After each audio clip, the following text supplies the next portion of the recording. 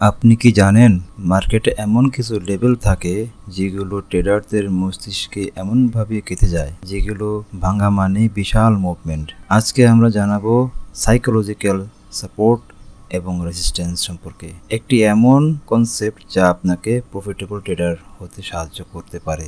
Support মানে এমন একটি প্রাইস লেভেল যেখানে দাম নিচে নামতে নামতে হঠাৎ থেমে যায়, কারণ এখানে অনেক বায়ার থাকে। আর রেজিস্ট্যান্স হলো এমন এক জায়গা যেখানে দাম উপরে উঠতে উঠতে থেমে যায়, কারণ এখানে বেশি সেলার থাকে।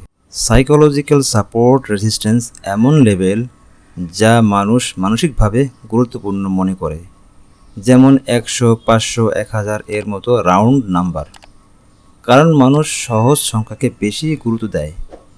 আপনি খেয়াল করবেন এই লেভেলগুলোতে মানুষ দাম প্রায়ই রিঅ্যাক্ট করে।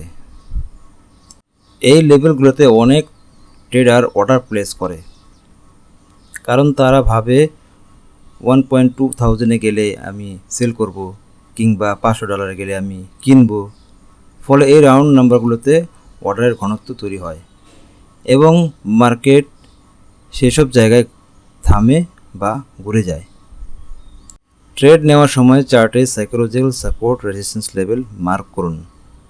প্রাইস যদি রেজিস্ট্যান্স লেভেল থেকে রিজেক্ট হয় তাহলে সেল সুযোগ, সাপোর্ট থেকে বাউন্স করলে বাই।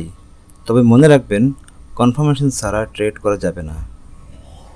সাইকোলজিক্যাল লেভেলগুলো অন্য ইন্ডিকেটরের সাথে মিলিয়ে নিন, যেমন RSI, MACD।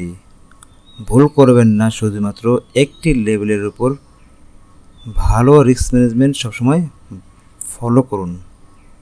আপনি যদি ট্রেডিংয়ে মনোযোগী হন তাহলে সাইকোলজিক্যাল সাপোর্ট এবং রেজিস্ট্যান্স আপনাকে অনেক সাহায্য করবে সঠিক সিদ্ধান্ত নিতে। ভিডিও ভালো লাগলে লাইক দিন, কমেন্টে জানান কোন টপিকের উপর ভিডিও চান, আর অবশ্যই সাবস্ক্রাইব করতে ভুলবেন না।